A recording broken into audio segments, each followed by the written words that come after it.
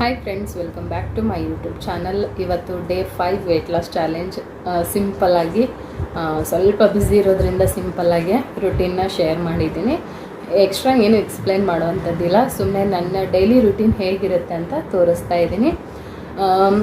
So ಇವತ್ತಿನ video ಸ್ವಲ್ಪ ಆದರೂ ನಿಮಗೆ ಇಷ್ಟ ಆಗುತ್ತೆ ಅಂತ ಭಾವಿಸ್ತೀನಿ. ಇಷ್ಟ ಆಗಿದ್ದರೆ ಒಂದು ಲೈಕ್ ಮಾಡಿ, ಶೇರ್ ಮಾಡಿ, ಕಮೆಂಟ್ ಮಾಡಿ. ಸಬ್ಸ್ಕ್ರೈಬ್ ಆಗದೆ ನೋಡ್ತಾ ಇದ್ದರೆ ಯಾರಾದರೂ ನನ್ನ ಚಾನಲ್ಗೆ ಸಬ್ಸ್ಕ್ರೈಬ್ ಮಾಡ್ಕೊಂಡು ನೋಡಿ, ಹೀಗೆ ಸಪೋರ್ಟ್ ಮಾಡ್ತಾಯಿರಿ. Thank you so much support ಮಾಡ್ತಾ ಇರೋದಕ್ಕೆ ಪ್ರತಿಯೊಬ್ಬರಿಗೂ.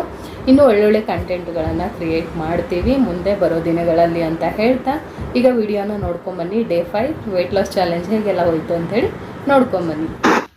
ಮಾರ್ನಿಂಗ್ ಎದ್ದು ಡಿಟಾಕ್ಸ್ ಡ್ರಿಂಕ್ನ ತೊಗೊಳ್ತಾ ಇದ್ದೀನಿ. ಸೊ ಬೆಳಗ್ಗೆ ಎದ್ದು ಯಾವುದಾದ್ರೂ ನಾನು ತೋರಿಸಿದ್ದೀನಿ, ಎಷ್ಟೊಂದು ನನ್ನ ಚಾನಲಲ್ಲಿ ಡಿಟಾಕ್ಸ್ ವಾಟರ್ಗಳು ಕೂಡ ಇದೆ.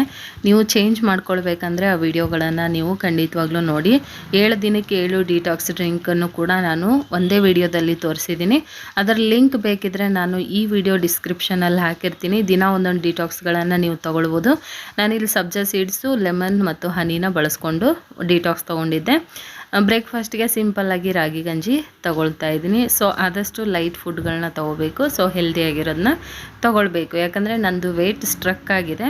ಸೊ ಎಕ್ಸಸೈಸ್ ಅಷ್ಟೇ ಆಗ್ತಾ ಇರೋದ್ರಿಂದ ಮತ್ತು ಫುಡ್ಡಲ್ಲಿ ಹೆವಿ ಫುಡ್ ತೊಗೊಳ್ತಾ ಇರೋದ್ರಿಂದ ಬಹುಶಃ ಸ್ಟ್ರಕ್ ಆಗಿದೆ ಅಂದ್ಕೊಳ್ತೀನಿ. ಎಕ್ಸಸೈಸ್ ಅಷ್ಟೇ ಅಲ್ಲದೆ ವಾಕ್ ಕೂಡ ಒಂದು 40 ನಿಮಿಷ ಮಾಡಬೇಕು. ಸ್ಟಾರ್ಟ್ ಮಾಡ್ತೀನಿ ಆದಷ್ಟು ಬೇಗ ವಾಕ್ ಕೂಡ.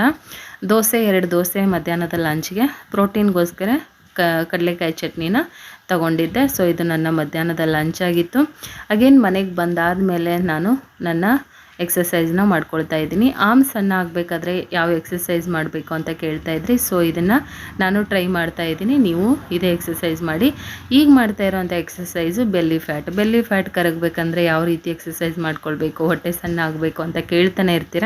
ಸೊ ಇದು ಬೆಸ್ಟ್ ಅಂತಲೇ ಹೇಳ್ತೀನಿ. ನನಗೂ ತುಂಬ ಬೆಲ್ಲಿ ಫ್ಯಾಟ್ ಬಂದಿತ್ತು. ಸೊ ಈ ಎಕ್ಸಸೈಸ್ಗಳು ಸ್ಟಾರ್ಟ್ ಮಾಡಿದ ಮೇಲೆ ಸ್ವಲ್ಪ ನನಗೆ ಅದು ಕಡಿಮೆ ಆಗ್ತಾ ಹೋಗ್ತಾಯಿದೆ, ಬೊಜ್ಜೆಲ್ಲ ಕರಗ್ತಾ ಹೋಗ್ತಾಯಿದೆ. ಸೊ ಇದೊಂದು ಎಕ್ಸಸೈಸ್ನ ನೀವು ಇನ್ಕ್ಲೂಡ್ ಮಾಡ್ಕೊಳ್ಬೋದು. ಸಿಂಪಲ್ಲಾಗಿ ನೀವು ಆರಾಮಾಗಿ ಮಾಡ್ಕೊಳ್ಬೋದು.